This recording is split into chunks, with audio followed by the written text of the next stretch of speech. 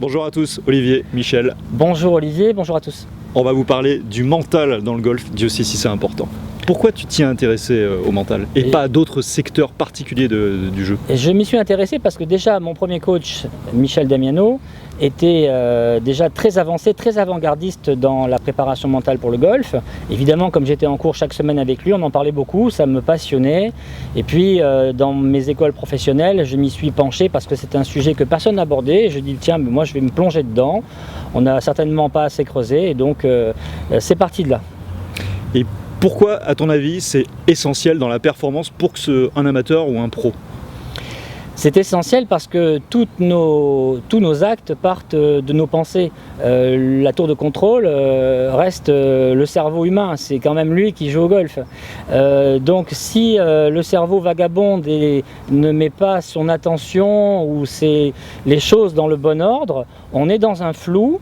Et le parcours ne va pas nous rater, donc on est obligé de se préparer mentalement avant d'aller sur le parcours, que l'on soit un professionnel ou qu'on soit un amateur. Combien on peut avoir de pensées quand on se met dans la balle, pour un pro ou pour un amateur, surtout pour un amateur, à combien de paramètres il peut penser en même temps? Alors, en même temps, pas des masses.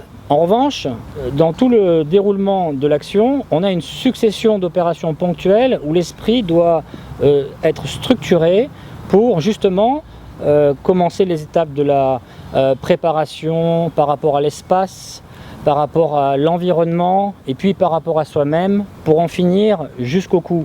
Donc l'esprit ne fait que travailler, mais il doit travailler à bon escient avec pertinence. Voilà. Après, au moment de la frappe, au dernier moment, à la dernière seconde, on est dans quelque chose de beaucoup plus élaboré pour le cerveau, on est dans la programmation du coup.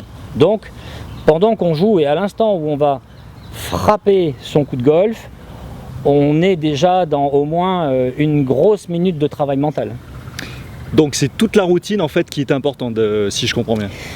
Alors, tout est important. La routine ou le rituel n'est que la phase finale qui va déclencher le swing, donc la balistique finale, et elle se met en place en fonction d'un prélèvement, donc des informations. Effectivement, oui, les routines, pour qu'elles deviennent vraiment un bouclier pour le golfeur, eh bien, il faut qu'elles soient préparées à l'avance par secteur de jeu avec un temps bien déterminé. Est-ce que tu peux jouer au golf si tu n'as pas de routine?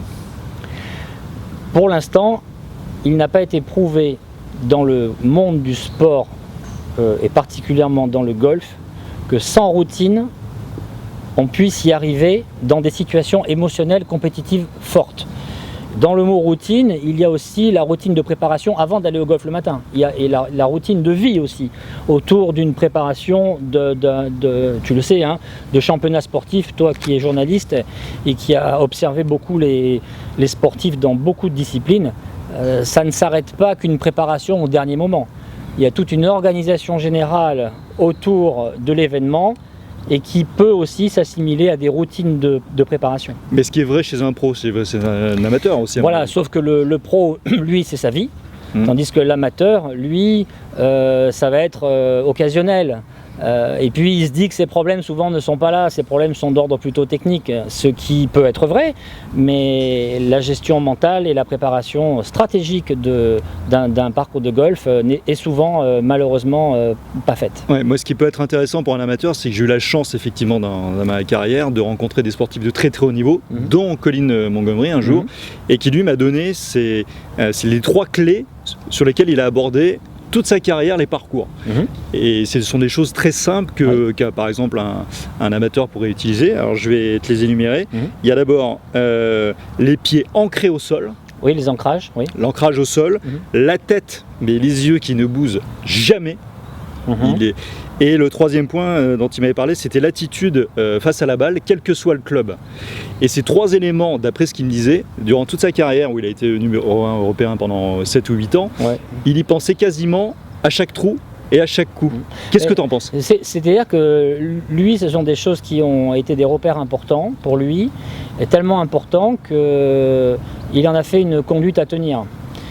Donc il y a aussi là une forme d'automatisation des pensées. On n'est pas que dans l'automatisation du geste, on est aussi dans l'automatisation des pensées, et ça devient une véritable conduite à tenir. Je vais jouer un coup de golf et à chaque fois je ferai ça, ça et ça. Voilà, on voit bien d'ailleurs, ça répond à ta question tout à l'heure, que le cerveau procède à différentes opérations selon le moment où on en est avant l'exécution finale. Et donc pour les amateurs qui nous écoutent, quels conseils tu leur donnes pour progresser sur le plan mental et pour essayer de trouver justement cette espèce de relâchement où face à la balle, quelle que soit la situation, tu es bien? Mais déjà, les amateurs en général, pas tous, bien sûr pas tous, mais en général, quel problème ils ont? Le mental pour eux c'est flou, ou trop compliqué, ou il y a le copain, la copine qui dit « te prends pas la tête, joue, ne pense à rien ». Toutes ces imprécisions entendues font que, effectivement, le mental n'est jamais bien préparé. Le mental doit se préparer à peu près 5 minutes sur une séance d'1h30 de golf, avec un entraîneur qui va commencer à aiguiller sur justement les bonnes attitudes mentales à travailler. Mais ce travail-là n'est jamais fait. Comme ces 5 minutes-là d'entraînement mental ne sont jamais prises dans les entraînements, eh bien, si vous cumulez ces 5 minutes sur plusieurs années, vous finissez par avoir un besoin d'une préparation mentale sur plusieurs jours pour au moins y voir un peu plus clair. Donc pour moi, le plus gros problème des amateurs, c'est pas tant qu'ils ne peuvent pas, c'est qu'ils ne savent pas, plus tout justement, tous ces on-dit, ne pense à rien. Si on pense à rien, on ne peut pas bien jouer au golf. Donc sa tête, il faut la diriger correctement, quelle que soit l'activité que l'on fait dans sa vie professionnelle. Il n'y a pas que dans le golf, dans n'importe quel métier, on a des stratégies mentales et on doit les apprendre. D'accord. Quels sont les thèmes dont tu parles le plus lors de tes conférences et quels sont les thèmes qui reviennent dans la bouche des gens? Dans les conférences, j'essaie d'abord de donner des connaissances générales, parce que c'est bien beau d'aller, vous savez, c'est comme quand vous faites travailler je dis vous, mais pour nos auditeurs, mais parce que tu es un ami, mais c'est comme quand on travaille un muscle, ou on fait de la musculation. On ne travaille pas du spécifique tout de suite, on travaille du général. Et après, quand le général est acquis, on va dans le spécifique. Dans la préparation mentale que je transmets du mieux possible aux amateurs, dans les conférences, où ils sont d'ailleurs très nombreux, plus que les pros souvent, c'est comme d'où l'intérêt, eh bien d'abord je donne des connaissances générales. Et après ces connaissances générales, on va dans le plus spécialisé. Dans le particulier. Et quand on arrive au plus spécialisé, les gens comprennent pourquoi on a parlé des connaissances générales. Parce que si on est là à dire fais ci, fais ça, fais ci, fais ça, des conseils à la va-vite, ça n'a pas de sens. Il faut un sens. Donc, d'ordre général, on explique comment le cerveau doit fonctionner quand il fait du sport et quand il fait du golf. On le sait, ça fonctionne comme ça, comme ça, comme ça.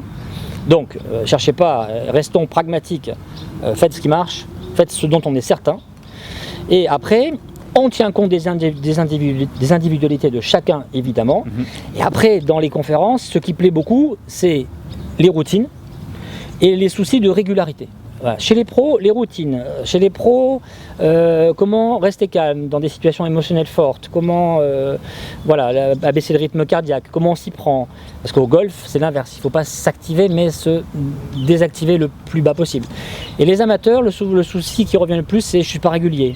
Où j'y arrive bien sur le practice mais pas sur le parcours. Et on voit qu'il y a toute une lacune générale qui n'a jamais été comblée, donc je m'attache à leur transmettre du mieux possible toutes ces connaissances pour que ça en devienne des habiletés. Justement, c'est cette différence qui est souvent notable, c'est-à-dire des gens qui arrivent à performer sur les practices, oui, ou qui sont très performants d'ailleurs sur les practices, et une fois que tu arrives sur le parcours, là tout d'un coup ça bug.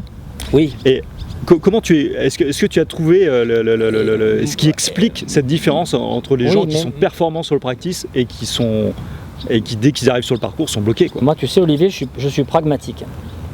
Je ne vais pas chercher des solutions farfelues. Au practice, on établit un programme moteur qui souvent se fiche de lui-même du fait de la stabilité de l'exécution qui est systématiquement la même. On n'apprend pas les techniques ajustables. Donc, quand on va sur le terrain, on se retrouve à devoir s'ajuster parce que le parcours, lui, nous dit « Ah oui, mais ce coup-ci, t'es comme ça, ce coup-ci, t'es comme ça, et puis là, il faut faire ci, là, il faut faire ça, et là, la distance, et là, le lie, et là... » Alors, on n'est pas prêt à ça. Donc, le golfeur, surtout qu'il a entendu généralement qu'il fallait faire tout le temps le même swing, il se retrouve à faire systématiquement un programme moteur en situation inadapté et figé. Donc le principe d'adaptation générale du mouvement n'étant jamais entraîné, sur le parcours vous arrivez, vous ne savez pas jouer. Okay. Pour le peu qu'il y ait des gens qui vous regardent, pour le peu qu'il y ait du monde derrière, ah oui il faut se dépêcher, boum, et la personne va dire sur le parcours j'y arrive pas, sur le practice j'y arrive. Point final. Tout le reste, j'en entends de toutes les couleurs. Hein. Ça sert à rien, c'est une perte de temps. Et restons pragmatiques. Et ces gens-là, comment tu fais pour les aider? Comment tu fais pour trouver la solution selon les personnes, bien entendu? Qu'est-ce que tu proposes? Ce qu'il y a, c'est que quand on regarde nos practices, même moi j'ai un practice, je le sais, donc on est toujours très vigilant avec mes confrères et associés, on est toujours très vigilant sur le fait qu'à un moment donné, il faut prendre la personne et l'amener en situation et lui dire ben voilà, vas-y, maintenant tu es ici, tiens, allez, maintenant on fait ça. Tiens, puis alors, il y a beaucoup de membres aussi qui ont la chance de faire ça parce que le soir, bon, sur le parcours, ils mettent plusieurs balles. Donc il faut quand même à un moment donné déplacer l'entraînement et le mettre dans des situations variées. Plus, eh bien, aller faire une compète de temps en temps pour rajouter un petit peu d'émotion, voilà, il faut s'y prendre comme ça. C'est pas en restant en practice qu'on va dire, imagine que tu as ça à faire, imagine que tu as... Non, on n'imagine rien. Au practice, la situation, elle est stabilisée. Donc ce que tu conseilles, c'est de faire un peu le choix qu'a fait, d'après ce que l'on sait, de Victor Dubuisson, oui. qui a abordé le golf, je pense, à sa manière, oui. C'est en tout cas la vision que j'en ai aujourd'hui, et qui s'est dit, moi, dans la situation, il faut que je me trouve sur le parcours. Et donc, il n'y a rien de mieux que de faire du parcours. Voilà, donc il a compris ça, et donc il s'entraîne évidemment beaucoup sur le parcours. Donc il est habitué à ces changements, à cette variabilité. Il y est habitué. Ensuite, n'oublions pas que, puisqu'on en parlait en off aussi tout à l'heure, c'est que toute cette nouvelle génération ont commencé le golf tôt. Donc ils ont eu le temps d'intégrer le golf tôt au niveau des automatismes. Et donc après, on n'a plus grand chose à faire sur le practice, si ce n'est qu'à s'échauffer le matin et puis à partir jouer. Ah oui, de toute façon, quand tu as été dans la situation, quelque part, si tu te retrouves dans la situation de jeu au moment de ton parcours, si tu l'as déjà vécu plusieurs fois, évidemment tu es rassuré. Donc c'est quand même une approche mentale, je trouve, qui est différente. Et est-ce que c'est pas une des solutions? J'ai l'impression que moi, on aborde, c'est mon sentiment, on aborde le golf pas de la bonne manière, c'est-à-dire que le practice très bien, mais il y a un moment, il faut jouer. Et il faut être sur le parcours. Et il faut répéter peut-être 10, 15, 20, 30 fois la situation. Oui. C'est ça la solution. C'est une des solutions, plus rajouter des émotions, rajouter du challenge. Ok, j'y suis, mais si aujourd'hui, Olivier, on part jouer tous les deux et que je te mets là en pente dans une situation, je te montre, tu vas y arriver. Est-ce que tu vas y arriver sans moi dimanche quand tu vas jouer avec d'autres personnes? Alors ça c'est l'étape 2. Voilà. Donc comment tu fais passer la personne l'étape 2? L'étape 2, c'est qu'il faut qu'elle se prenne en charge et qu'elle s'inscrive à la compétition du dimanche. Et puis la compétition du dimanche va se transformer en une gestion à l'année de son index et puis va se transformer en des compétitions de clubs un peu plus importantes. Et il va y avoir comme ça une évolution dans l'apprentissage émotionnel, qui est l'apprentissage le plus long pour un golfeur et pour un sportif. Est-ce qu'il faut débrancher son cerveau quand on joue au golf? Alors, débrancher le cerveau, c'est pas du tout la solution. J'entends ça souvent, c'est une ânerie. Sans cerveau, on ne peut pas jouer. On est bien conscient qu'il continue à travailler et il fait sa programmation sur chaque coup. Donc, si on le débranche, ça va pas jouer tout seul. Hein. C'est comme, j'entends souvent, je me mets en pilote automatique, ou c'est ce qu'il faut rechercher, ou je me prépare pour jouer dans la zone. Toutes ces choses-là, c'est de la science-fiction. Il n'y a rien d'automatique. La seule chose qu'on peut faire, c'est avoir automatisé. Et automatisé ne veut pas dire automatique. Automatisé veut dire que les exécutions que l'on va faire sur le parcours, au final, seront faites avec un niveau de vigilance au plus bas, à l'inverse d'un contrôle conscient plus fort pour quelqu'un qui démarre le golf.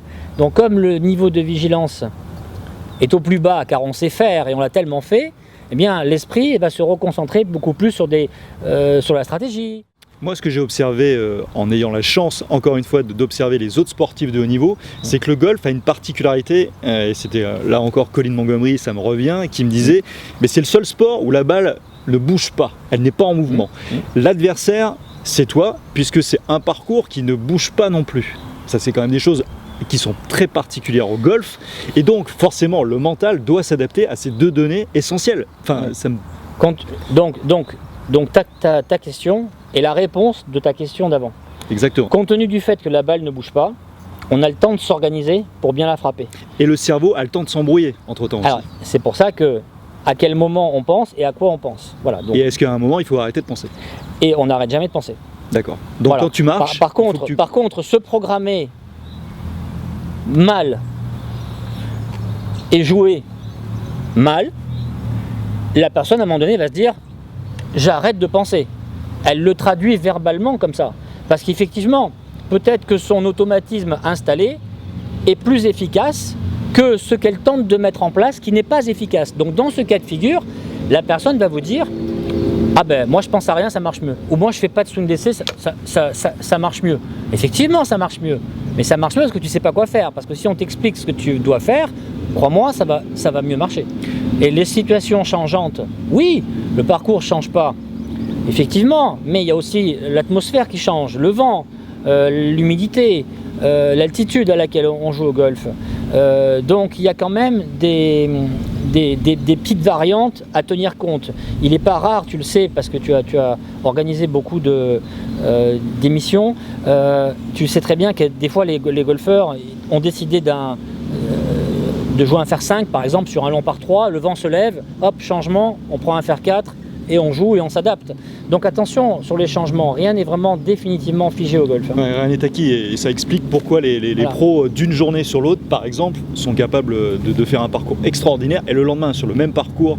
Le contraste est énorme et des fois c'est impressionnant. Voilà. Maintenant je rebondis sur une dernière chose que tu as dit, importante, l'adversaire, car beaucoup de gens disent l'adversaire c'est moi-même, l'adversaire c'est le parcours, l'adversaire c'est les autres. Et au final, ils se mettent au départ du 1, ils ont 3 adversaires. Ouais. Donc moi, je leur dis tout le temps, essayez d'être votre propre ami déjà vous-même, de vous encourager. Quand on écoute les pros, ils s'encouragent beaucoup. Essayez de prendre le parcours comme vraiment un challenge agréable et plutôt un partenaire avec lequel vous allez construire un birdie ou un par. Et quant aux autres, ben moi, je sais pas, mais Olivier, tu sais très bien que plus je joue avec des gens qui sont bons, plus je vais avoir envie de me dépasser. Donc, la notion d'ennemi, d'adversaire... C'est contre le golf, c'est contre nature, je pense. C'est exactement, c'est contre le golf. Je pense que l'amateur, à un moment donné, dès qu'il a stabilisé ses techniques et ses procédures, je pense que ce qui est important pour lui, c'est de vivre des émotions. Parce qu'au final, les émotions nous perturbent tellement, et tentent de nous perturber tellement, que si on ne se les fait pas amis, ces émotions, on ne pourra jamais arriver à se transcender lors des tournois de golf. Donc chacun doit apprendre à se connaître, effectivement, chacun doit apprendre ce qui est bon pour lui et ce qui n'est pas bon pour lui. D'ailleurs, les joueurs le disent eux-mêmes, hein. Au fil du temps, j'ai fini par savoir ce qui était bon pour moi ou pas. Bien sûr. Et donc chacun est différent, et c'est effectivement dans ce sens qu'il faut aller, mais moi je suis assez convaincu que c'est en multipliant les rendez-vous émotionnels qu'on arrive à justement bien se connaître, parce que c'est là où tout va ressortir. Oui, c'est ça. Il faut avoir un peu vécu toutes les situations de jeu, toutes les situations de météo, etc. Avoir vécu. Et pour un jour se dire, tiens, ça là j'ai trouvé la clé aujourd'hui. Tiens, là je me suis senti bien. Parce que ce qui m'a étonné souvent, ce qui m'étonne souvent chez les amateurs notamment, c'est qu'un jour quelqu'un me dit, oh là, j'ai joué, mais c'était fabuleux. Je lui dis, mais est-ce que tu as retenu? Est-ce que tu as noté? Est-ce que pourquoi? Oui, tout à fait. Et souvent, c'est intéressant, parce que le discours amateur qui débarque au practice mécontent en disant ça s'est pas bien passé, généralement ils disent je sais pas pourquoi. Mais quand il joue bien, il ne sait pas pourquoi non plus. Bref, il ne sait jamais pourquoi. C'est ça. Et c'est pour ça que je fais beaucoup de conférences pour expliquer pourquoi. C'est ça. Pour leur dire. Alors, dire voilà, si ça se passe bien, est-ce que vous avez fait ça, vous avez fait ça? Ah mais non. Ah mais voilà. Est-ce que tu t'es préparé comme ça? Est-ce que tu as fait attention à ça? Ah non, parce que je suis arrivé vite, je sortais de la voiture, je me suis dépêché. Voilà. Donc ils ne savent pas pourquoi. Quand ils ne savent pas pourquoi, après ils arrivent, ils sont précipités, ils sont émotionnellement absorbés par autre chose que le golf. En tout cas, ils ne sont pas suffisamment centrés sur eux-mêmes au niveau du dispositif de la proprioception, du visuel, des repères habituels. Ils ne sont pas sur eux, ils sont ailleurs. Et puis à un moment donné, ils se rendent compte que ça y est, il faut jouer, mais on a déjà sauté quelques trous et le score est déjà parti dans le bouillon. Donc voilà, oui. Donc on peut savoir pourquoi. Ah oui. Et il faut savoir pourquoi. On doit savoir pourquoi. Moi j'ai remarqué un truc, c'est que les sportifs de niveau trouvent que le golf c'est le sport ultime où tu es testé sur le plan mental. Pourquoi? Pourquoi? Parce que déjà il ne faut pas oublier que ce n'est pas leur pratique à eux, ce n'est pas leur domaine d'expertise. Ils arrivent d'autres sports Pourquoi ils arrivent dans le golf? Parce que c'est sympa, les copains en font, tout le monde en fait, on passe des belles journées, des programmes, des événements, donc tout le monde se retrouve. Et puis, ils ont une connaissance d'eux-mêmes où ils constatent leur état émotionnel devant la petite balle, ce qu'ils n'avaient pas dans leur sport à eux. Et donc, ils ont simplement l'honnêteté de dire... Bonjour. Ils ont l'honnêteté de dire, bah oui, c'est de la folie, j'ai une pression incroyable. J'avais pas ça par ailleurs, ou alors sauf dans des très très grands moments. C'est comme le chef d'entreprise qui lui dit, mais je suis très performant ailleurs, comment ça se fait que dans le golf j'ai cette pression, il n'accepte pas. Et donc oui, c'est ultime, mais c'est ultime du fait surtout que voilà, la petite balle va partir. Et quand elle vole, on est aussi dans cette incertitude. Ensuite, on nous demande une finesse de préparation au niveau du putting, au niveau du petit jeu. Et cette finesse de préparation, lorsqu'on est dans les émotions, elle est bruitée, elle saute. Et cette perception de perdre le contrôle, c'est ce qu'indiquent les sportifs qui disent c'est ultime. Ouais. C'est ça qu'ils décrivent. D'accord. C'est cette perte de contrôle. Un boxeur, quand il rentre sur un ring, il a le contrôle, sauf s'il n'arrive plus à respirer. Mais il a le contrôle de ses gestes. Un marathonien, il a le contrôle de son bagage moteur, de sa motricité primaire. Il a le contrôle. Le golfeur, non. Le golfeur, il a une motricité élaborée, qu'il a construite par apprentissage. C'est pas naturel. Donc, s'il ne fait pas gaffe, s'il a des émotions, ça saute.